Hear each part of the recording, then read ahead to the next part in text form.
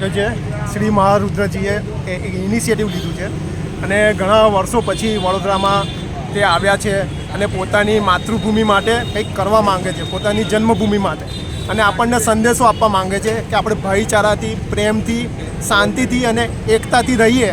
તે જ તેમનું મિશન છે, વિઝન છે, અને તેમની પ્રેરણાથી આ એક પ્રોગ્રામ નાનો કર્યો છે.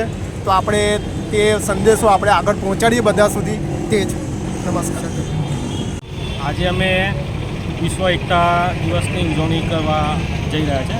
આજે રુદ્રજીએ જે પ્રોગ્રામ વડોદરા ખાતે જે એમને ગુજરાતમાંથી વડોદરાનું સિલેક્શન એમને જાતે કરેલું છે, ત્યાં ખૂબ અમે બધા ભેગા થઈને અમે એકતા માટેનો પ્રચાર આજે કરી રહ્યા છે કે સમગ્ર એકતા થઈને આ પ્રચાર અમે કરી રહ્યા છે ભેગા થઈને.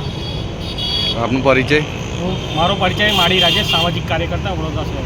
રાખ્યો છે વિશ્વ કલ્યાણ, વિશ્વ જાગૃતિ અને વિશ્વ શાંતિ માટે, કે આખા દુનિયાના લોકો આપણે એક થઈએ, જાગૃત થઈએ અને એક નવી લાઈફ જોઈએ જ્યાં શાંતિ, જ્યારે બધું શાંતિ હોય અને આપણું બધાનું કલ્યાણ થાય.